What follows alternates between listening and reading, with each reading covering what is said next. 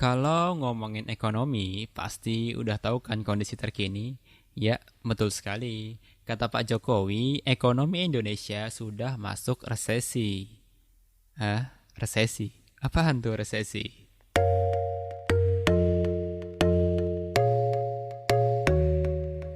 Oke, sebelum itu kenalin, aku Fajar Kurniawan, senang bisa bercerita bersama kalian dalam bingkai ilmu, karya, dan rasa, serta sedikit canda. Halo sobat, apa kabarnya nih? Semoga dimanapun kalian berada, tetap dalam kondisi sehat ya. BTW, ini podcast pertamaku. Semoga ada manfaatnya ya buat kalian. Kalau enggak juga, enggak apa-apa sih. Tapi kalau kalian suka, jangan lupa like dan komen ya. Resesi itu ibarat misteri yang tidak tahu kapan dia akan mulai dan terhenti. Sulit untuk menebaknya kalau kita tidak lihat apa kata data. Dikatakan resesi jika suatu negara pertumbuhan ekonominya sudah minus minimal selama 2 kuartal atau 6 bulan. Eits, kalau belum paham jangan dipikir berat-berat ya, nanti bisa cek lagi kok di Google. Tapi intinya, sama seperti alarm, resesi juga merupakan tanda.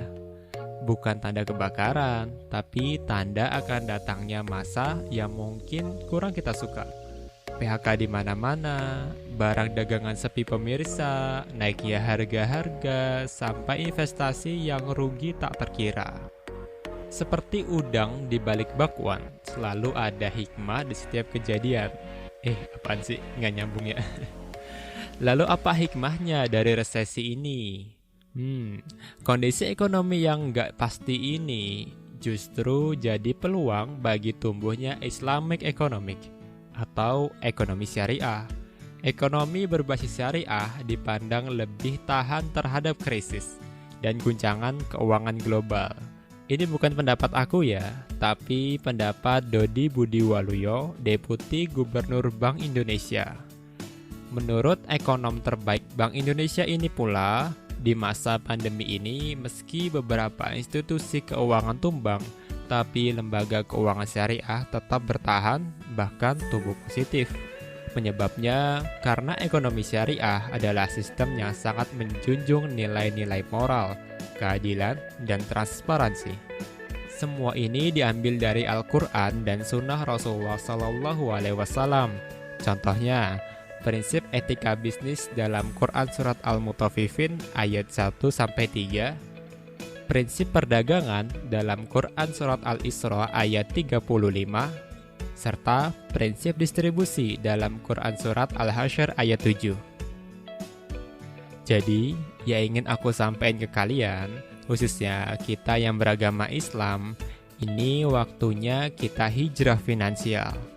Kita bantu pemulihan ekonomi Indonesia melalui ekonomi syariah. Seperti kata Ibu Sri Mulyani tanggal 20 Oktober lalu, ekonomi syariah berperan penting pulihkan ekonomi Indonesia pada masa pasca pandemi. Terus, gimana caranya hijrah finansial? Aku kasih sedikit tips untuk hijrah finansial. Tips ini mudah dan simpel tentunya. Pertama, coba pelajari dulu tentang sistem ekonomi syariah. Bukan dari kata Pak Lurah atau ibu-ibu sebelah rumah, tapi dari referensi ilmiah. Gak usah susah-susah, pelajari saja apa itu ekonomi syariah dan kenapa harus ada ekonomi syariah. Simpel kan? Untuk tahap awal, kamu cuma perlu menjawab 2 pertanyaan itu. Lanjut, tips kedua. Lakukan langkah nyata dengan buka rekening di bank syariah. Tapi kak, buka rekening di bank syariah itu ribet. Kata siapa? Mungkin kamu kurang update aja. Sekarang bisa kok buka rekening syariah dari rumah. Banyak bank syariah yang udah punya fasilitas buka rekening online. Tips ketiga.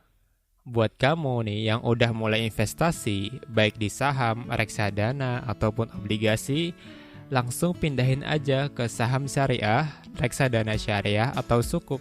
Udah banyak banget instrumen investasi syariah yang berkembang sekarang ini.